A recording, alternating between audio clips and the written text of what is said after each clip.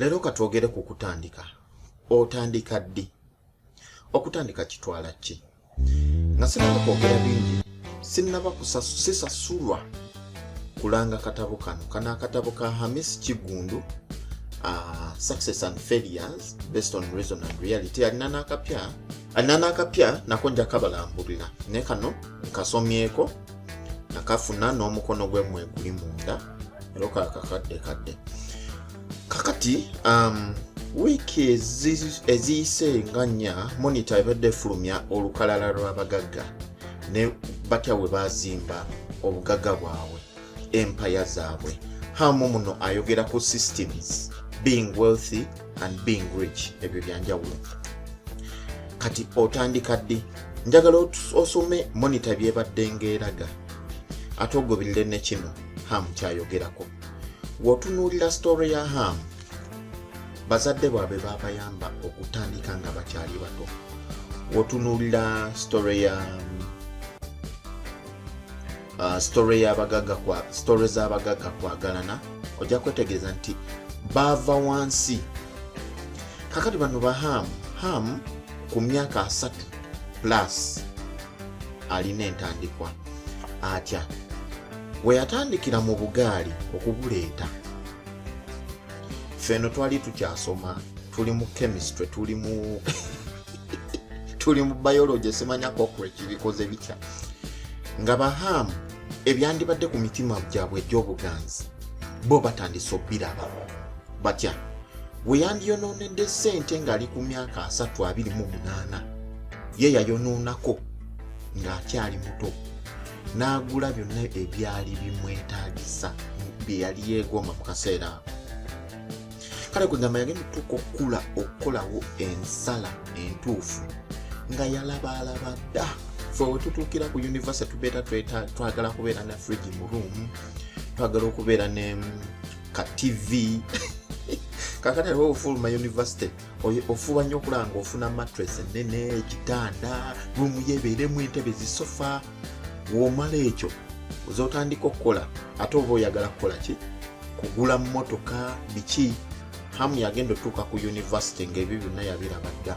Mukasambidde yagenda otuuka ku university ng'ebyo byonna yabiraba dda, nga baazimba dda omusingi ogw'okukola. Ekibuzo kiri nti otandika ddi? Tandika kati n'ekitono ky'olina ogende ng'okizimba. Wasoma akatabo kano Hamu batandika ne kengere bugaali. Tata we yali ayingiza obugaali, Hamu ng'alina kyalondobako n'agamba nti nze oba ngenda kuyingiza kino. Tata we n'atuuka n'atandika omusindika nga ajja ayingize. Yagenda okuzimba zi real estate nga yakola dda ku ssente. Ffe kye tulaba obulabi kati. Ffe tutandika okulabufuubana nga tumaze okusoma nga tuli mu myaka 24, 23 ate nga tutandika butandise tulina ntandika nga n'ez'ennyumba tetulina. Oba okitegeera? Kati gwe otandise ddi? Omwana w'omuzimbi emuddi omusingi tekiva ku bizinensi yokka, wabula n'ebyokukola ebirala. Tunuulira ebintu nga ddi lw'owandiika akatabo otegeera ddi nti kati wano ntandise okukola.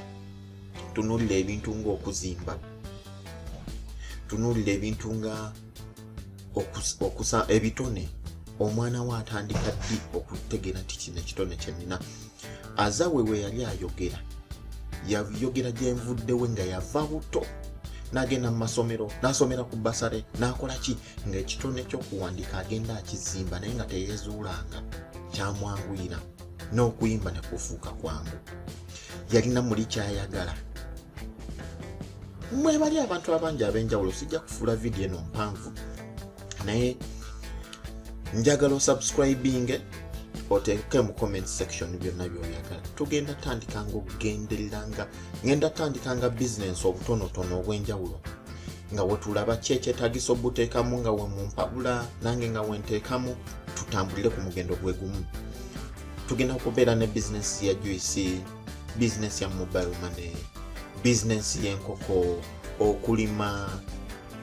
Eno channel egenda kubako ebintu bingi ebyenjawulo ate era ngenda baleeteranga abantu abalina ke beetandikiddewo. Kaabe musuubuzi wa Kabalagala agenda tunnyonnyola ki kyatambuza. Oba okitegeera? So tutandika ddi ekyo ndowooza okitegedde. Otandika kati n'ogenda ng'oyiga mpola, kitwala omwaka n'omusobyo okuyimirizawo bizinensi gwe gy'olaba etudde. Era abamu tugwa ne tuddamu ne tusituka. Nze nakagwako emirundi egiwera mu bizinensi ez'enjawulo, naye kirungi ngenda okukwata omulundi ogwokubiri nga nkiwadde akaseera nga ngenze nkiyiga nga ntegeera abantu kye baagala. Nze bwe nalina mobile money yange nga covid tannatuyingirira, nga airtime ow'ebitaano simutunda, nga nabagaana omutunda. Naye omukozi eyali ankolera n'agamba ti twandimutunze kuba kintu kyetaagisa. Mu mulundi oguddako kye nasookerako oba kye nsookeddeko okufuba okulaba nti airtime ow'ebitaano waali, kuba omukozi eyali akituulamu yagenda okulaba nga mutuufu wabala bakasitoma balekawo nga tebaguze wa bitaano, nemmanya nti environment gyenkoleramu kyekyo kyeyeetaaga. So naawe olina okutandika okulaba kiki, tova buvyeri no nga ngenda teekawo dduuka. Biki byosooka nabyo okufuba okulaba nti byo tebibulawo, nga renti oyo yalina okubeerawo kakibeki. Ebintu byosooka okulowoozaako omukozi naye okuba nti ebizibu byo tobigatta mu bya mukozi. Byebintu ebimu ku bitugenda okulambulula, mutunulire engeri gye nkolamu ebyange, nammwe mumpabule tulabe ffenna ensobi zivaawo.